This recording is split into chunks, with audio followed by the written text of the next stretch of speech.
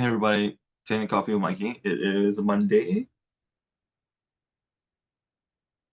Halloween's around the corner. And let's talk about bad advice. What does that mean, right? And for me in particular, like if I had to go back 10 years and tell myself something, it would be, hey dude, learn to quantify learn to quantify and qualify advice, right? And don't take advice from people that you wouldn't trade places with. Um, This was advice given to me very early on in my life, in my career, as a young soldier. Sergeant Major Schultz was like, "Hey, if you wouldn't, um, don't take advice from people that haven't done it, right? Essentially." And I don't remember what his exact wording was, but it was like, "Don't take advice from people you wouldn't trade places with."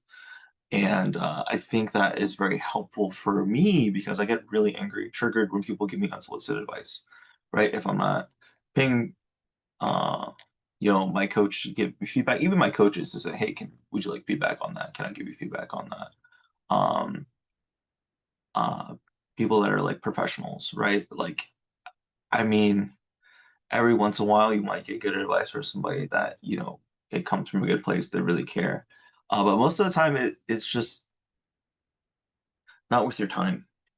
It's not worth the energy to invest in it, and it's really hard. I'm learning in my master's program now about giving feedback and making sure that, you don't interrupt the person's emergence by, giving them, by not showing up for them properly, right?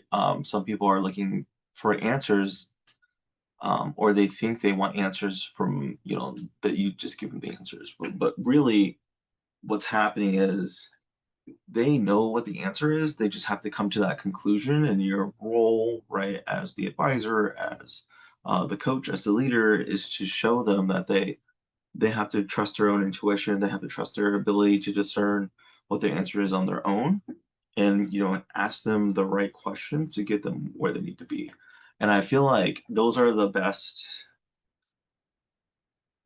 leaders and coaches in my eyes and in my life experience at 37, right? Like people that just hand off unsolicited advice, like off the cuff, like sometimes it works, sometimes it doesn't, but like it always leaves like this bad taste of resentment there for me personally, right? Some people are very open to it, I'm not.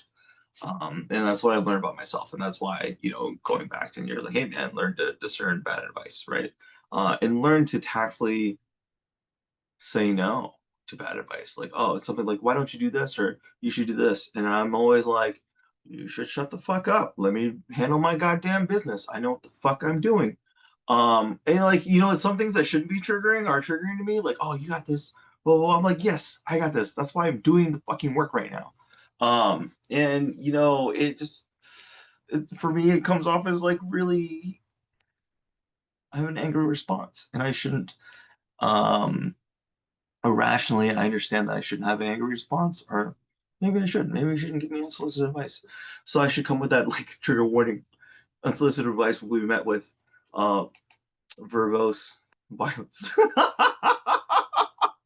um, but that's just how I'm wired, right? Everybody's wired differently. Everybody has different goals.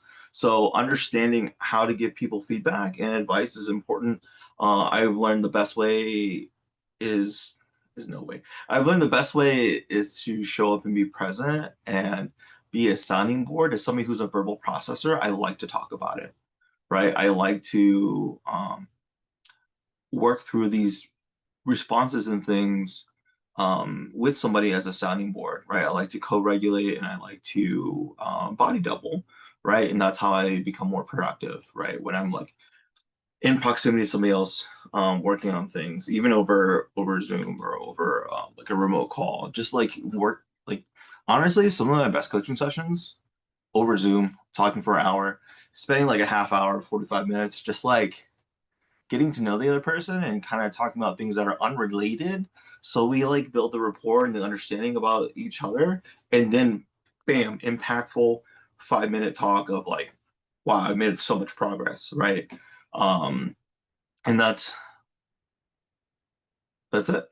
learn to discern what advice is good for you, what advice is bad for you. Mostly unsolicited, like for me, mostly unsolicited advice is useless, right? You're wasting my time. And